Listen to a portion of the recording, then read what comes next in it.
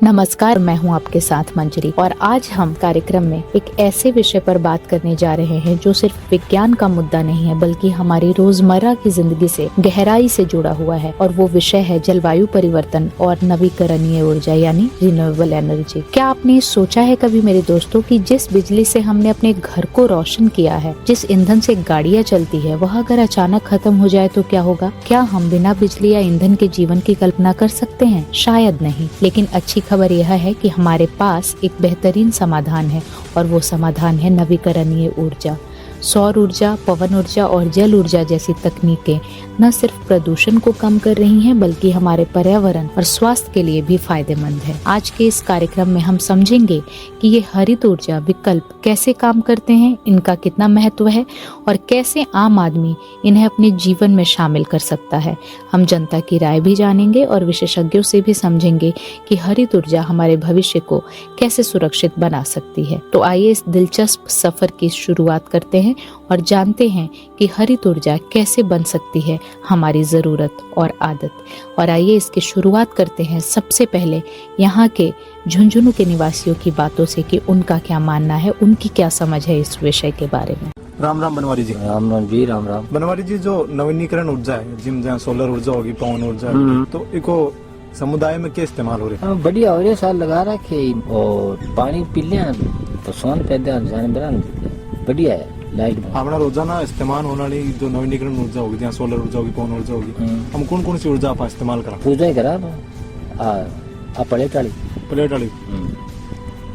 हमारे परिवार में भी कोई को उपयोग कर रहे हैं कि अगर कर रहे हैं तो इन थारू के अनुभव है? अनुभव ही है कि बाकी खेती बाड़ी है, भाई भी कर ली बढ़िया ही, फसलों में पानी पै दी, फसल ले ली, थोड़ा बहुत खाने का दाना कर ली, लाइट बिल को भरना पड़े, हिसाब से 2 रुपया बचत हो। थारो के मानना है भारत के इस्तेमाल में आगे बढ़ रही है? हाँ बढ़ रही है, आगे क्या बढ़ रही हो? लाइट बिल कम हुआ है, 3-4 लाख रुपया लग गए, इन तो मान लो लाख रुपया लग जाए, 2 लाख रुपया लग जाए, वह 1 साल का बिल कौन लगे? नहीं वो तो मनवा दिन बिल आ जाएगा लाइट का। तो सोलर ऊर्जाओं के पैसा की बचत होगी? हाँ पैसा की बचत हुआ है, सारी बचत हुआ है। पैसा में एक बार पैसा लगे, बाद में टक्को लगा पैसा लगा, तावड़ी लिख रहा है, चलाओ, पानी जमीन में है। तो सोलर ऊर्जाओं जो सब्सिडी मिल रही के बारे में ध्यान बेरो? हाँ बेरो साहब मिल रहा, सब्सिडी भी मिल। राम राम जी महावीर जी। राम राम जी। राम राम जी। महावीर जी, और नवीनीकरण ऊर्जा जहाँ सोलर ऊर्जा होगी, सोलर प्लांट हो गयो, पवन ऊर्जा होगी, अपना जो समुदाय है, जो अपना लोग ही इस्तेमाल हो रहे? हो रहे बोली जगह हो रहे हैं, ब्यूँ कुआ चाल रहे हैं, ब्यूँ चांदू करे हैं, ब्यूँ मतलब बहुत कुछ हो रहा है। आपने रोजाना जो इस्तेमाल होने वाली जो नवीनीकरण ऊर्जा कौन सी है? जहाँ सोलर आएगी, पवन चक्की होगी, क्या कौन सी थारे साहब?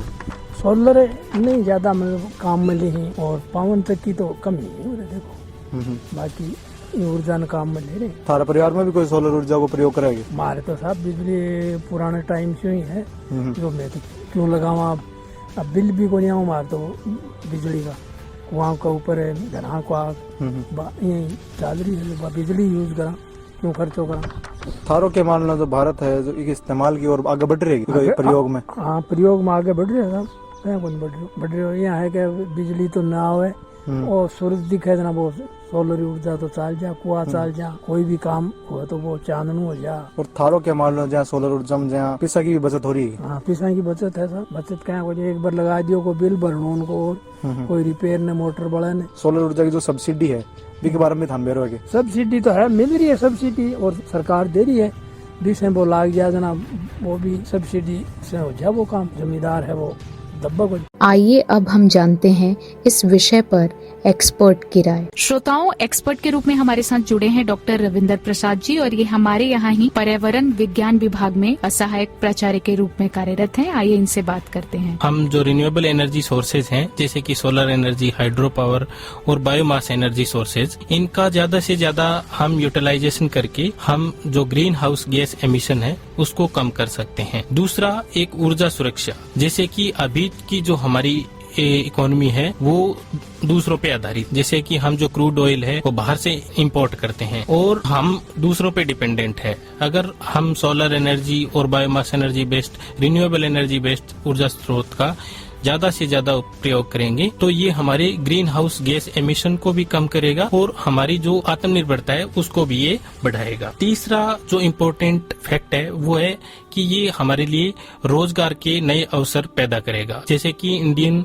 रिन्यूएबल एनर्जी एजेंसी की अभी जो रिपोर्ट आई है उसमें कहा गया है कि रिन्यूएबल एनर्जी सेक्टर ने 10 लाख से ज्यादा के रोजगार का सृजन किया है। तो इस तरीके से रिन्यूएबल एनर्जी का अधिक उपयोग जो है वो हमारे लिए लाभकारी है। रविंदर जी, शिक्षा जगत में जो हमारी आज की युवा पीढ़ी है वो रिन्यूएबल एनर्जी के उपयोग की तरफ बढ़े, इसके लिए क्या कुछ किया जा रहा है? हाँ, तो मंजरी जी, रिन्यूएबल एनर्जी के अधिक उपयोग को देखते हुए जो ministry of new and renewable energy है उन्होंने कई सारे करिकुलम विकसित किए हैं और इसके जो बड़े संस्थान हैं जैसे IITs हैं, NITs हैं, उनके अंदर कुछ रिसर्च सेंटर की स्थापना की है।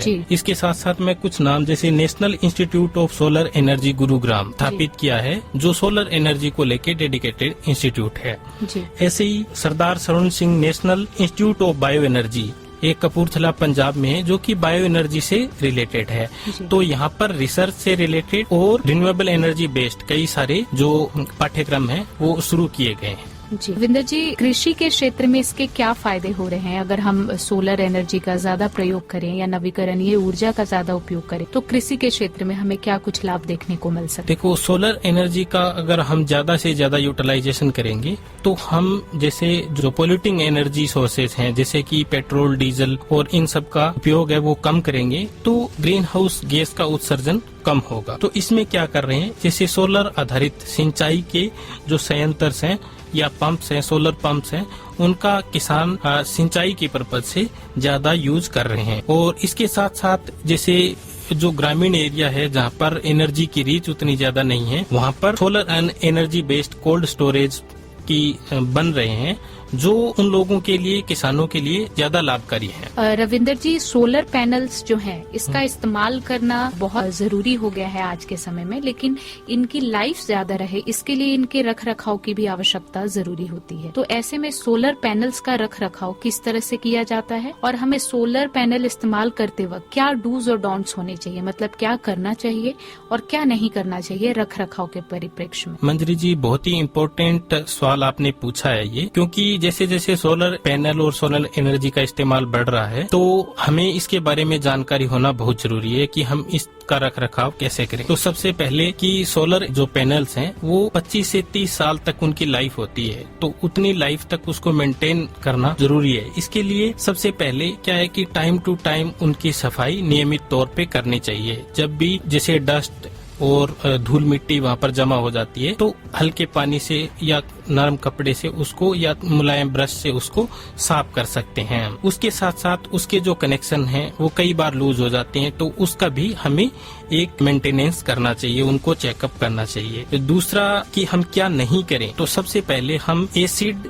या ऐसे हार्ड केमिकल या कैल्शियम बेस्ड केमिकल्स हैं या पानी है उसको हम ज्यादा यूज नहीं करें, क्योंकि ये सोलर पैनल पे जमा हो सकते हैं या उसकी जो लाइफ है उसको कम कर सकते हैं, उसकी एनर्जी एब्जॉर्प्शन कैपेसिटी है उसको ये कम कर सकते हैं। इसके साथ साथ हमें जब उसको साफ करते टाइम किसी भी तरीके के शार्प या ऐसे नुकीली चीजों को इस्तेमाल नहीं करना चाहिए। और जैसे स्क्रबर आते हैं उन स्क्रबर्स वगैरह को भी हमें उनको साफ करते टाइम नहीं यूज करना चाहिए। बहुत बहुत धन्यवाद रविंदर जी। तो दोस्तों, आज हमने जाना कि नवीकरणीय ऊर्जा सिर्फ एक विकल्प नहीं बल्कि हमारे भविष्य की सबसे बड़ी जरूरत है। अगर हम अपने आने वाली पीढ़ियों को स्वच्छ हवा, पानी और हरियाली देना चाहते हैं तो हमें नवीकरणीय ऊर्जा को अपनाना ही होगा। सौर, पवन और जल ऊर्जा का अधिकतम उपयोग करके हम न सिर्फ अपने बिजली को बचा सकते हैं बल्कि पर्यावरण को भी बचा सकते हैं। जब हम प्रकृति के साथ तालमेल बैठाएंगे तभी हमारी सेहत भी अच्छी रहेगी और धरती भी खुशहाल होगी। तो याद रखिए मेरे श्रोताओं, छोटे छोटे कदम बड़े बदलाव ला सकते हैं।